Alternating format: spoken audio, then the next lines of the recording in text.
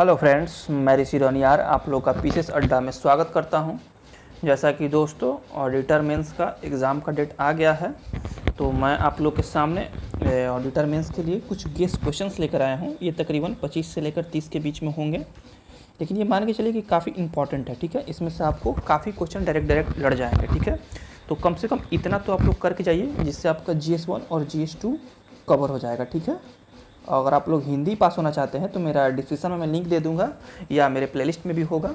वो मुश्किल से 10-15 मिनट का वीडियो होगा, उसको देखिएगा, आप लोग हिंदी इजीली क्वालिफाई हो जाइएगा। ठीक है, और GS1 और GS2 के लिए ये तकरीबन 25 से 30 क्वेश्चन है। अगर आप इतना करके जाते हैं तो आप यकीन मानिए इसमें से काफ़ी क्वेश्चन आपको डायरेक्ट मेंस में लड़ जाएगा। ठीक है, और मैं इस वीडियो में उन क्वेश्चन को मैं एक्सप्लेन भी कर दूंगा कि कैसे कैसे आप लोग को लिखना चाहिए। अगर आप लोग लिख के दिखाना चाहते हैं तो मुझसे संपर्क कर लीजिएगा, मैं कॉपी चेक भी कर लूँगा। ठीक है, तो चलिए वीडियो को स्टार्ट करते हैं। दोस्तों अगर आप लोग नए हो तो प्लीज़ हमारे चैनल को सब्सक्राइब करें, वीडियो को लाइक करें, शेयर करें तथा कमेंट करें। ठीक है, चलिए वीडियो को स्टार्ट करते हैं। कौन कौन से वो गेस क्वेश्चंस हैं जो आपको मेंस में आने की संभावना है। ठीक है, ये देखिए मैंने आप लोग के लिए PDF तैयार किया है, BPSC mains guess important question. ठीक है, तो देखिए पहला क्वेश्चन है कि एक तो कला से क्वेश्चन पूछता है। तो पहला क्वेश्चन मैंने दिया है कि बिहार में प्राप्त मौर्य कला के विशेषता का वर्णन करें। ठीक है, तो कला से एक क्वेश्चन फिक्स आएगा ही आएगा। तो दो कला मुख्य रूप से है, एक बिहार क्या बोलते हैं मौर्य कला, दूसरा पाल कला। ठीक है, तीसरा पटना कला में, तो मुझे लग रहा है कि वो नहीं पूछेगा आप लोग से, तो मैं एक क्वेश्चन हटा ही दिया हूँ, दो ही रखा हूँ, एक तो मौर्य कला, एक दूसरा पाल कला। अगर इसमें भी जब छोड़ना चाहते हैं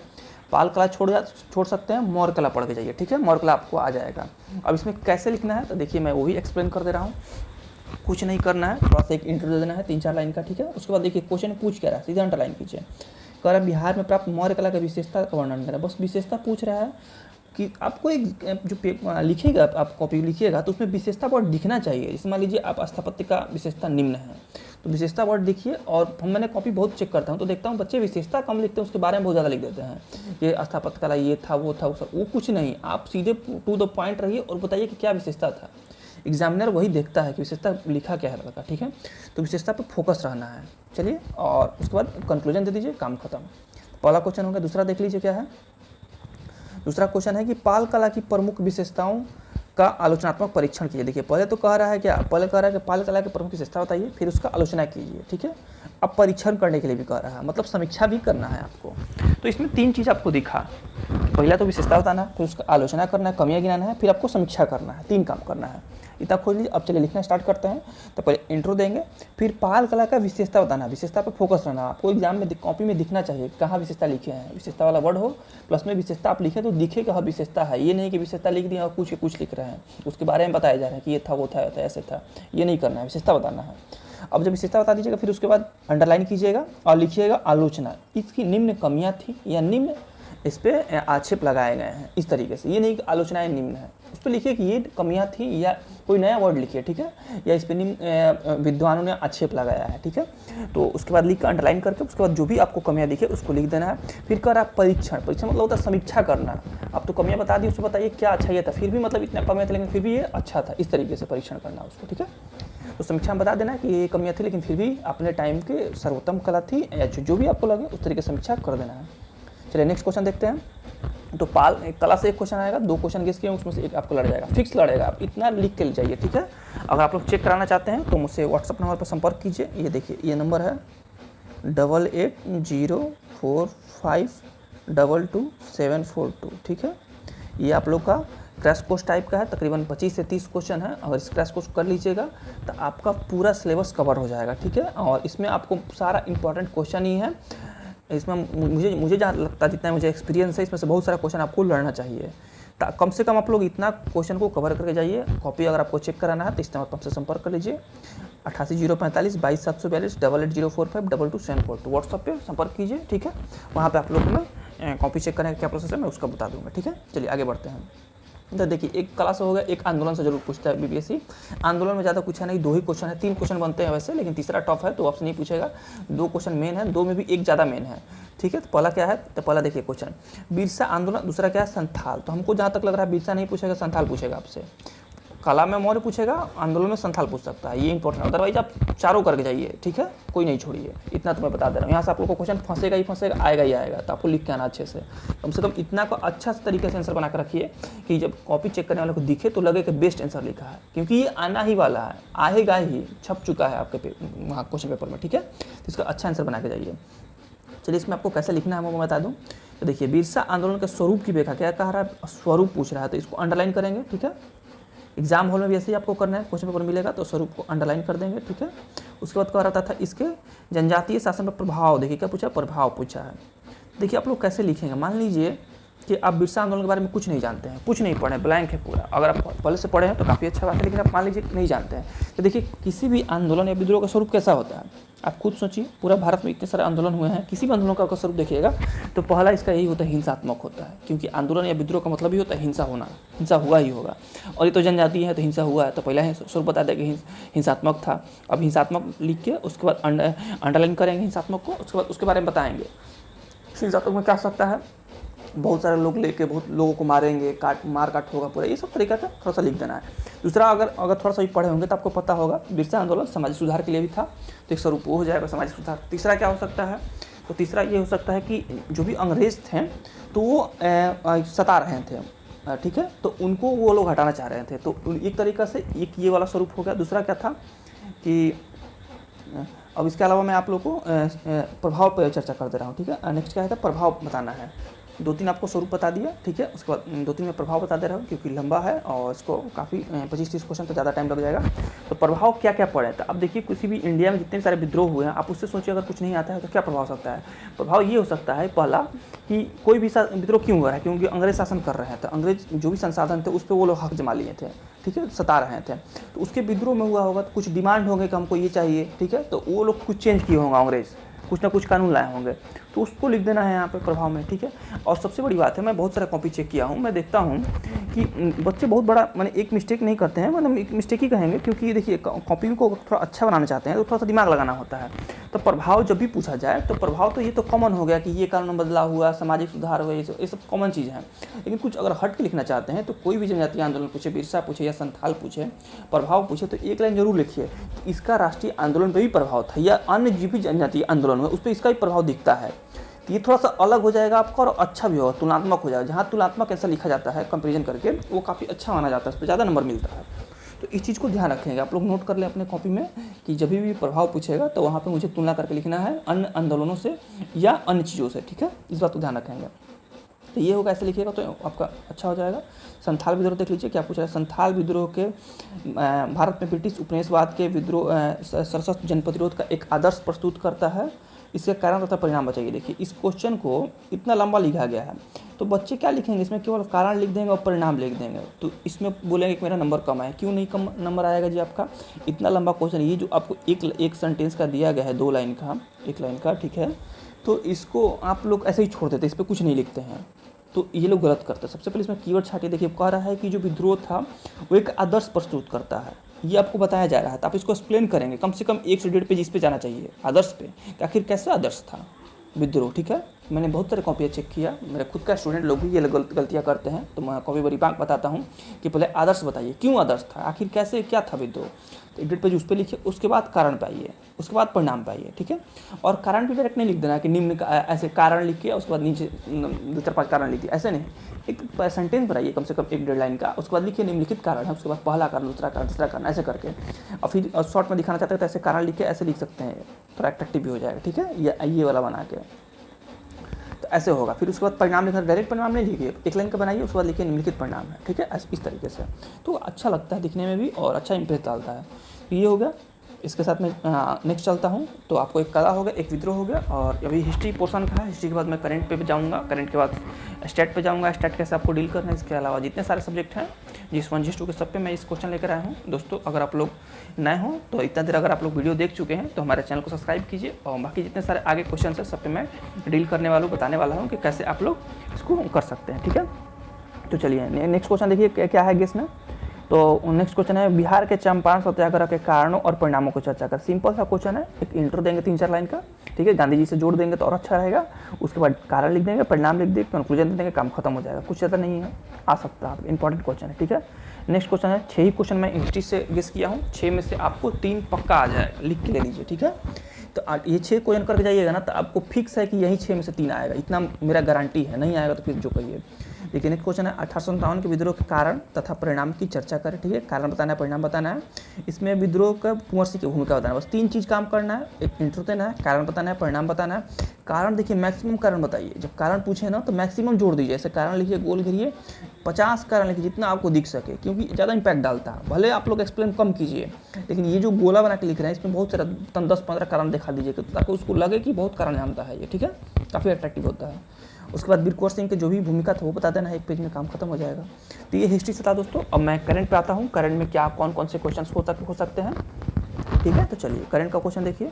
पहला क्वेश्चन है करंट से कि वैश्विक खुशहाली रिपोर्ट 2022 में भारत से कम समृद्ध देश भारत से आगे हैं। ठीक है, पहला कर रहा है तुलना कर रहा है, सॉरी दोस्तों, पहला तुलना कर रहा है कि भारत से बहुत सारे देश जो खुशहाली रिपोर्ट आई है उससे आगे है।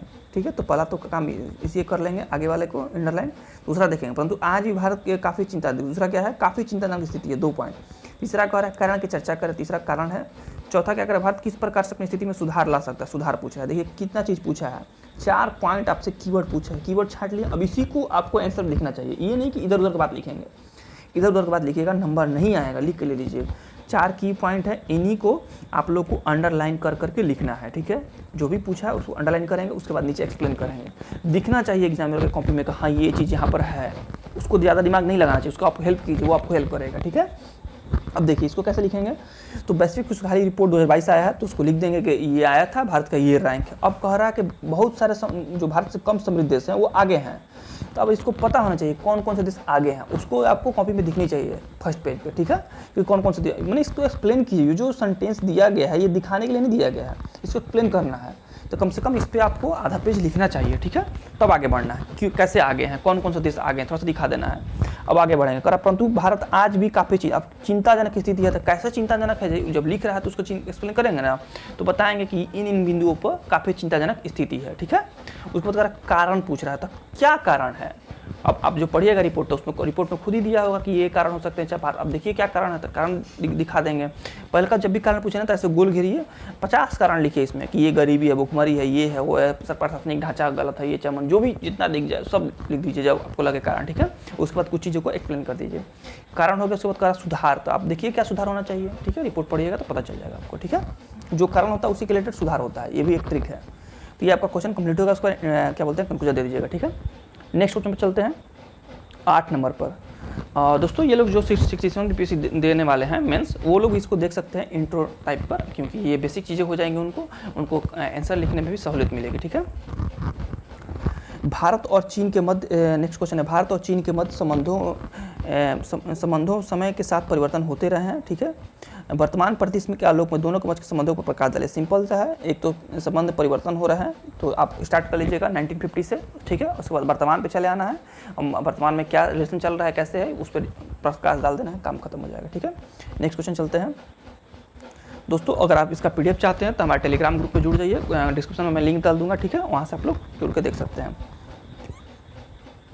कह रहा है कि आज़ादी के बाद से ही भारत और पाकिस्तान के बीच रिश्तों में तनाव रहा है, इसके क्या कारण है, रिश्तों में सुधार हेतु अब तक क्या क्या प्रयास किए गए हैं बताएं, साथ ही वर्तमान संबंधों पर प्रकाश डालिए। ठीक है, तो देखिए आज़ादी के बाद से ही भारत और पाकिस्तान के रिश्तों में तनाव रहा, तो ये आपको दिखाना पड़ेगा। ठीक है, कैसे तनाव रहा है इतना को एक्सप्लेन कीजिएगा। ठीक है, किन किन कब कब भारत और पाकिस्तान के बीच में तनाव रहा है, कौन कौन से बिंदु पर लड़ाई हो चुका है। ठीक है, क्या क्या हुआ है, तो पूरा आपका एक डेट पर चला जाएगा इसमें। इसके कारण पूछ रहा है, कारण बता देंगे। ठीक है, सुधारों के लिए क्या क्या प्रयास किए गए वो बता देंगे। ठीक है, वर्तमान संबंध पे क्या है वो बता देंगे। ठीक है, सिंपल सा चीज़ें लिख सकते हैं आप लोग। आगे बढ़ते हैं 10 नंबर क्वेश्चन।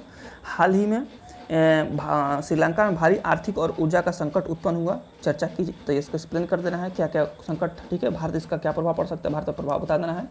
इससे निपटने के लिए भारत ने श्रीलंका को किस प्रकार से मदद की, कौन कौन सा आर्थिक पैकेज था, सब आपको लिख देना है, काम खत्म हो जाएगा। नेक्स्ट आगे बढ़ते हैं, थोड़ा फास्ट चलेंगे क्योंकि काफ़ी क्वेश्चन हैं। ठीक है, टाइम ज़्यादा लग जाएगा। क्वेश्चन नंबर 11 देखिए, वर्ष 2022 में बिम्स्टेक का 25 वर्ष पूरा है, ये हमको लग रहा है इंपॉर्टेंट, 67 BPSC में आ सकता है। ठीक है, इसको नोट कर लेंगे आप लोग। 25 वर्ष पूरे हुए हैं। इस संस्था का क्या उद्देश्य है, पहले तो बिम्स्टेक के बारे में बता देंगे, ठीक है। उसके बाद उसका उद्देश्य बताएंगे, महत्व बताएंगे, ठीक है। इसके अलावा संस्था का उद्देश्य को पूरा के लिए कहाँ तक सफल हुआ, इसका आपको परीक्षण कर देना है, ठीक है। काम खत्म हो जाएगा। नेक्स्ट क्वेश्चन देखते हैं 12 नंबर। भारत और ईरान अफगानिस्तान के बीच संबंधों को मजबूत करने में चाबहार पोर्ट काफ़ी महत्वपूर्ण रहा है, ठीक है। तो कैसे महत्वपूर्ण रहा है इसको बता देना है आपको। चाबहार बंदर का लोकेशन बता दीजिएगा, मैप का प्रयोग जरूर कीजिए IR के क्वेश्चन पे, ठीक है। चाबहार बंदरगाह से होने वाले भारत के आयात निर्यात की संभावना पर प्रकाश डालना है, ठीक है। उसका क्या नेक्स्ट हो सकता है, कितना उसको दोहन किया सकता है संसाधन को, उससे क्या लाभ हो सकते हैं भारत को, ये सब दिखा देना आपको, ठीक है। चलिए नेक्स्ट क्वेश्चन पढ़ते हैं। अभी आपका करंट हो गया। स्टैट के लिए मैं एक सोच रहा हूँ अलग सेपरेट वीडियो बनाऊंगा, क्या स्ट्रेटजी रहेगी, ताकि आप उसमें से कम 50 नंबर ले आइएगा, केवल स्ट्रेटजी से, ठीक है। अगर सिंपल मैथ आपको आता है तो 50 नंबर मिनिमम फिक्स है कि आपको आएगा। तो मैं एक सेपरेट वीडियो बनाऊंगा क्योंकि ये वीडियो लंबा हो जाएगा। अभी 13 क्वेश्चन ही हुआ है और काफ़ी टाइम हो गया। तो चलिए मैं अब पॉलिटी आता हूँ GS2 से, ठीक है। GS2 में कौन कौन से को, ये भी काफ़ी इंपॉर्टेंट क्वेश्चन को लिए गए हैं, यहाँ से फिक्स है कि आएगा ही आएगा, ना का सवाल ही नहीं है, ठीक है। दोस्तों मैं बता दूं, अगर आप लोग इस जितने 25-30 क्वेश्चन है इस पर प्रैक्टिस करना चाहते हैं क्रैश कोर्स के तरीके से, तो आप लोग हमसे जुड़ सकते हैं। व्हाट्सएप पर मैसेज कीजिए और मैं इसका आप लोग को प्रोवाइड कराऊंगा और आंसर राइटिंग कर लीजिए, इस पर प्रैक्टिस कर लीजिए, कॉपी चेक हो जाएगा, ठीक है। बता दिया जाएगा कैसे कैसे करना है, ठीक है। चलिए नेक्स्ट क्वेश्चन देख लीजिए। अगर व्हाट्सएप पर नंबर ले लीजिए 8804522742, ठीक है। ये वाला नंबर है, या डिस्क्रिप्शन में लिंक रहेगा टेलीग्राम का, वहाँ जुड़ जाइए, वहाँ आप बताइएगा तो वहाँ से आपसे संपर्क किया जाएगा, ठीक है। और ठीक है, तो ये था। और उसके बाद अगर आप लोग नए हों तो मेरे चैनल को सब्सक्राइब करिए, वीडियो को लाइक कीजिए, शेयर कीजिए। चलिए मैं आगे बढ़ता हूँ। नेक्स्ट पॉलिटी से है, भारत के संविधान की प्रस्तावना के सन्निहित दर्शन का सविस्तार वर्णन कीजिए, ठीक है। सामाजिक, आर्थिक, न्यायिक जो भी आपको है, गणतंत्रात्मक स्वरूप जो भी है, सब आपको लिख देना है इसमें। नेक्स्ट आगे बढ़ते हैं। 14 नंबर क्वेश्चन देखिए। भारत के संविधान में मिले मौलिक अधिकारों का वर्णन कर देना है, जितने मौलिक अधिकार है सबको वर्णन कीजिए। अनुच्छेद 21 को जीवन का अधिकार से कैसे विस्तार मिला है, इसको भी दिखा देना है, ठीक है। आगे बढ़ते हैं। 15 नंबर क्वेश्चन। संविधान में वर्णित विभिन्न नीति निर्देशक तत्वों का सिद्धांत का वर्णन करना है, ठीक है। DPSP को वर्णन कर देना, बिहार में किस तरह से लागू किया है उसको दिखा देना। सिंपल सा क्वेश्चन, सब इंपॉर्टेंट क्वेश्चन है, सब कोई ना कोई जरूर आपको इसमें से आएगा। संघीय व्यवस्था से आप क्या समझते हैं बता दिए। सिंपल सा क्वेश्चन क्या है बताइए। भारतीय संघीय व्यवस्था में केंद्र और राज्य के बीच में तनाव का क्षेत्र का विश्लेषण करना है, कैसे तनाव है, किन किन बिंदुओं पर इसे दूर करना है, तो सावधानी प्रयास बता दीजिए, काम खत्म हो जाएगा, ठीक है। रिपोर्ट बता दीजिए दो संस्था का। नेक्स्ट क्वेश्चन देखेंगे। न्यायिक पुनरीक्षण और न्यायिक सक्रियता से आप क्या अभिप्राय है, डायरेक्ट पूछ रहा है, इसको बता देना है। इसके महत्व का संक्षिप्त विवेचन कीजिए, इस आधार पर इसकी आलोचना कीजिए, ठीक है। तो इसको बताइए क्या है, उसके बाद इसका महत्व बताइए, उसके बाद इसका आलोचना करना है। सिंपल सा क्वेश्चन है, काम खत्म। 18 नंबर क्वेश्चन देखेंगे। बिहार की राज्यपाल की शक्ति और कार्य तथा इनकी भूमिका का वर्णन करें। सिंपल टू द पॉइंट है, शक्ति बताएंगे, कार्य बताएंगे, भूमिका बताएंगे, काम खत्म हो जाएगा। आगे बढ़ते हैं। 19 नंबर क्वेश्चन। भारत के निर्वाचन आयोग की शक्ति तथा कार्य का वर्णन करें। सिंपल शक्ति कार्य बताइए। बिहार में स्वतंत्र निष्पक्ष चुनाव कराने हेतु क्या भूमिका हो सकती है, उसका परीक्षण, पहले भूमिका बताएंगे कैसे होगा, उसके बाद परीक्षण करें, कमियां क्या है। परीक्षण जब भी पूछे याद कर लीजिए, जब भी परीक्षा पूछे कमियां जरूर बताना, आलोचना जरूर बताना है, ठीक है। इस बात को ध्यान रखेंगे। चलिए 20 नंबर क्वेश्चन देखते हैं। अब साइंस टेक्स आ जाते हैं, उसके बाद आप लोग का इकोनॉमिक्स में हो जाएगा। तो नाभिकीय ऊर्जा से आप क्या समझते हैं, भारत के ऊर्जा जरूरतों के संदर्भ में इसकी उपयोगिता चुनौतियों पर प्रकाश डाले, ठीक है। ये क्वेश्चन है, आप लोग लिख लीजिएगा। 21 देख लीजिए। बाकी आप कल एक्सप्रेशन चाहते हैं तो हमारे ग्रुप से जुड़ सकते हैं, डिस्क्रिप्शन में लिंक रहेगा और मेरा नंबर भी रहेगा, वहाँ से आप लोग संपर्क कीजिए। भारत में हो रहे अंतरिक्ष अनुसंधानों का विवरण दीजिए, ये अनुसंधान देश की प्रगति में किस तरह से सहायक सिद्ध हुए, ठीक है। इस पर आप लोग कर लेना है। नेक्स्ट क्वेश्चन देखेंगे 22 नंबर।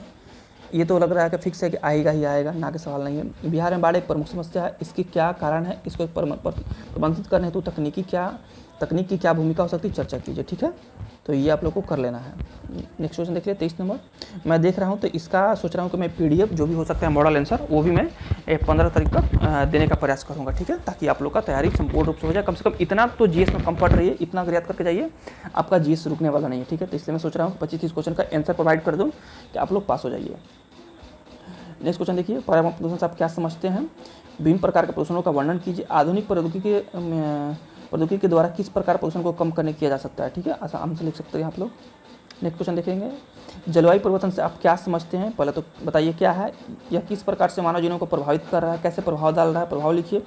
प्रभाव से बचने हो तो बिहार तथा भारत सरकार का क्या प्रयास बताना है। देखिए जितने कीवर्ड्स हैं मैंने उसको छाट दिया हूँ, उसी को आप लोग को कॉपी में दिखना चाहिए।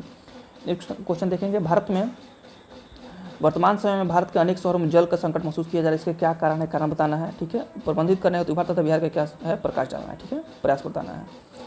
अब आ जाइएगा नेक्स्ट क्वेश्चन है 26 नंबर। कोविड-19 किन किन क्षेत्रों पर प्रभाव पड़ा है, कोविड-19 का, इससे निपटने हेतु आधुनिक प्रौद्योगिकी का उपयोग पर प्रकाश डालना है। ठीक है, ये भी आप लोग लिख सकते हैं, हालांकि आएगा नहीं लेकिन ये पुराना क्वेश्चन था। अब इकोनॉमिक्स का है, ये देख लीजिए। बिहार में उद्योगों के पिछड़ेपन का कारण क्या है। ठीक है, साथ ही बिहार में भौगोलिक दृष्टि से उद्योगों का विकास का वर्णन करना है।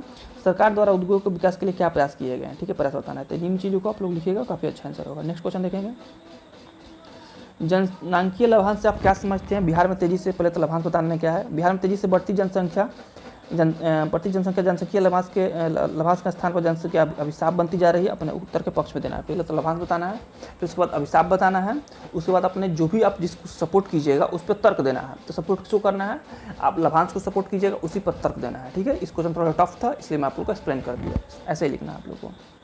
नेक्स्ट क्वेश्चन देखेंगे, बिहार का कृषि आज भी जीवन निर्वाह कृषि है, कैसे है, इसको प्रूव करना है, तो पहले बता देना है। नेक्स्ट आगे बढ़ेंगे, फिर पूछ रहा है समस्याएं क्या, वो बता देना है। साथ ही सरकार द्वारा क्या प्रयास किए हैं वो बता देना है। सब लिख दीजिएगा, आपका आंसर कंप्लीट हो जाएगा। नेक्स्ट क्वेश्चन देखेंगे, सूक्ष्म लघु और कुटीर उद्योगों का सृजन की दृष्टि से बहुत महत्वपूर्ण है, इसे परिभाषित करें। तो एमएसएमई का पहले परिभाषा दे देना है। बिहार जैसे ग्राम प्रधान राज्य में बेरोजगारी की समस्या का संभावित समाधान में इनका स्थान सर्वोपरि है, तो इसका कैसे बेरोजगारी दूर करेगा गाँव में बिहार का, उस बता देना है। साथ ही बिहार सरकार की योजनाएं बताना है। सिंपल सा क्वेश्चन है, आराम से लिख सकते हैं। ठीक है, और ये लास्ट क्वेश्चन है, 31 क्वेश्चन है, बिहार में आज भी गरीबी सर्वाधिक है, इसके प्रमुख कारण क्या है। पहले गरीबी कैसे सर्वाधिक है ये प्रूव करना है। तकरीबन 51+ अभी रिपोर्ट आई थी, उसके कोट करके इसको लिखेंगे तो काफ़ी अच्छा होगा। 51% से अधिक बिहार में गरीबी है, तुलना कर दे सकते हैं केरला से, वहाँ सबसे कम गरीबी है। उसके बाद इस समस्या से निपटने हेतु बिहार तथा केंद्र सरकार की भूमिका का स्पष्ट कर देना है, काम खत्म। तो दोस्तों यही था, टोटल 30-31 क्वेश्चन है। मेरा सलाह मानिए, इसको आप लोग करके जाइए, याद कर लीजिए इसका आंसर बना के। ठीक है, और कुछ मत पढ़िए, मेरा गारंटी है सब क्वेश्चन इसी से आ जाएंगे। ठीक है, और आप लोग पास हो जाइएगा अच्छे नंबर से। कैसे लिखना है, आंसर में क्या कमियां होती हैं, कैसे क्या होता है, कैसे लिखना चाहिए, क्या सुधार हो सकता है, तो हमारे से जुड़ सकते हैं। ये नंबर नोट कर लीजिए। ठीक है, 88880045222742। ठीक है, डिस्क्रिप्शन में लिंक भी रहेगा टेलीग्राम का, व्हाट्सअप का, और टेलीग्राम का रहेगा, मेरा नंबर रहेगा, वहाँ हमसे जुड़िए। वहाँ पे आप लोग कॉपी लिख के दीजिए, हम लोग को बताइए, हम लोग बताएंगे चेक करके कैसे क्या होना चाहिए। इसका सोच रहा हूँ मॉडल आंसर भी दूंगा, 15 तक हो सकता है तो 15-20 तक दे दूंगा, ताकि 10-15 दिन पहले आप लोग उसको रिवीजन कर लें बार बार। ये सब चीज़ चाहिए तो हमसे जुड़िए, वहाँ आप लोग को उसको प्रोवाइड किया जाएगा। ठीक है दोस्तों, धन्यवाद। अगर आप लोग नए हो तो हमारे चैनल को सब्सक्राइब करें, और जो भी आपके भाई बंधु दोस्त लोग अगर दे रहे हैं ऑडिटर का एग्जाम, तो उनके पास ये वीडियो पहुँचाइए, शेयर कीजिए। इतना मेहनत किया हूँ तो कुछ तो आप लोग उसको आप लोग भी आगे बढ़ाइए। ठीक है दोस्तों, थैंक यू, धन्यवाद।